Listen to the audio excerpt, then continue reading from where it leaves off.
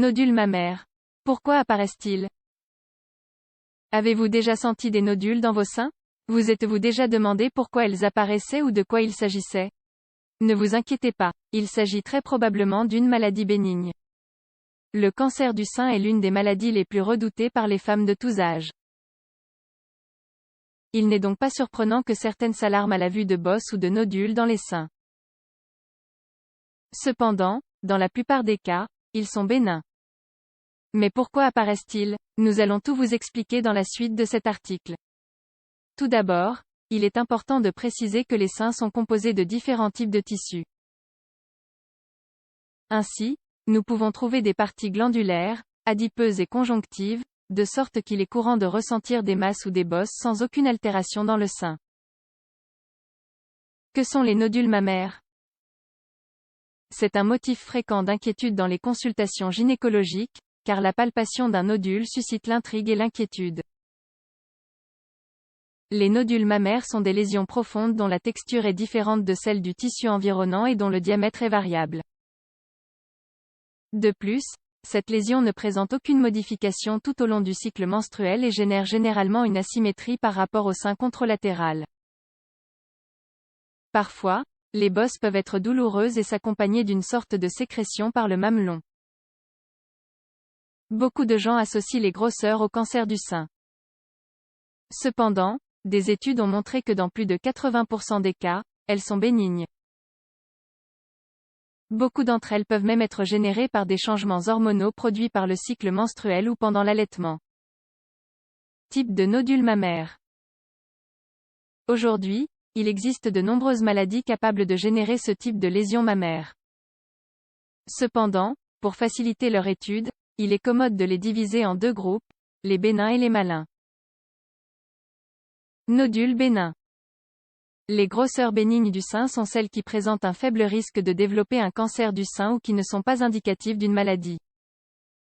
En ce sens, on trouve à la palpation une grosseur mobile, aux bords définis, douce, douloureuse et avec peu d'altération de la peau. Parmi les causes les plus fréquentes de ce type de lésion, on peut citer les suivantes. Altérations liées aux menstruations, abcès mammaire, adénofibrome, kyste du sein, lipomes et papillomes intraconduits, extasie mammaire de conduit, nodules malins. Dans la plupart des cas, les nodules mammaires malins sont formés à partir de lésions bénignes devenues malignes, générant ainsi un carcinome. Ainsi, à la palpation, la grosseur sera dure, avec des bords irréguliers, immobiles, non douloureuses et avec des altérations de la peau ou du mamelon. Ce type de masse est plus fréquent chez les femmes de près de 40 ans et en leur présence, plusieurs examens complémentaires doivent toujours être effectués pour un diagnostic correct. Il peut s'agir d'une échographie mammaire, d'une mammographie ou d'une biopsie. Cause possible des nodules mammaires. Nous avons mentionné certaines des pathologies qui peuvent générer ce type de blessure. Cependant, il est temps d'approfondir les trois causes les plus courantes. Toutes nécessitent une approche médicale.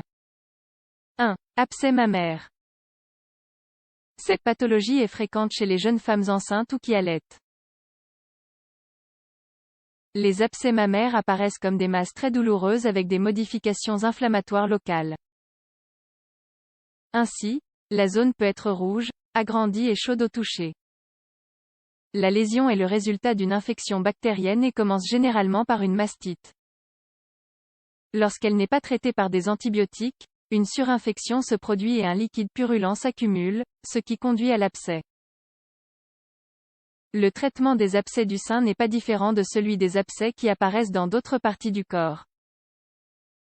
En ce sens, en fonction de leur taille, le fluide qu'ils contiennent peut être drainé. Bien qu'ils soient très douloureux, leur évolution est favorable et disparaît généralement en quelques semaines. 2. Kyste mammaire. Les kystes sont la cause la plus fréquente de la formation de grosseurs dans les seins. En fait, on estime que 90% des femmes en ont. Ce type de malformation est fréquent chez les jeunes entre 20 et 40 ans.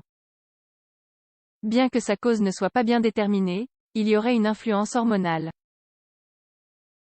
Ce sont des accumulations de liquide contenu dans une capsule de consistance molle, mobile, de taille variable et qui peut devenir bilatéral. Contrairement aux abcès mammaires, le liquide ne sera pas infecté, donc il n'y aura pas de changements inflammatoires. Certains kystes mammaires peuvent être douloureux et provoquer une mastalgie pendant les menstruations. Bien qu'il n'existe pas d'études qui relient cette altération au risque de souffrir d'un cancer du sein, il est conseillé d'effectuer un contrôle constant. À l'heure actuelle, il n'existe pas de traitement spécifique pour cette lésion.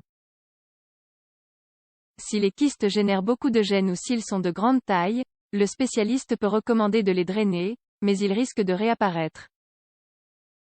3. Adénofibrome. L'adénofibrome est une bosse bénigne qui se forme lorsque la glande mammaire se développe de façon irrégulière. Elle est souvent confondue avec une grosseur maligne car elle est dure, indolore, mobile et peut se développer avec le temps. 3 types d'adénofibromes sont décrits. Les simples, les complexes et les géants. Les premières sont les tumeurs de moins de 5 cm dans lesquelles toutes les cellules qui la constituent ont des caractéristiques similaires. En d'autres termes, il n'y a pas de risque de malignité. D'autre part, les adénofibromes complexes présentent un certain degré d'atypie cellulaire, c'est-à-dire que les cellules ont commencé à varier les unes par rapport aux autres. Cependant, selon l'American Cancer Society, le risque de développer un carcinome à partir de cette tumeur du sein n'augmente pas de manière significative. Enfin, les géants sont ceux qui dépassent 5 cm de diamètre. Dans la plupart des cas, ce type de bosse disparaît avec le temps. Seule une surveillance constante sera nécessaire pour détecter tout changement de taille. Dans les cas extrêmes, lorsque l'adénofibrome est trop important ou gênant, une ablation chirurgicale peut être effectuée. Cependant, comme les kystes du sein, ils peuvent se reproduire. Recommandations en présence d'un nodule mammaire. Comme vous pouvez le constater, le fait de sentir une grosseur dans le sein n'est pas synonyme de cancer.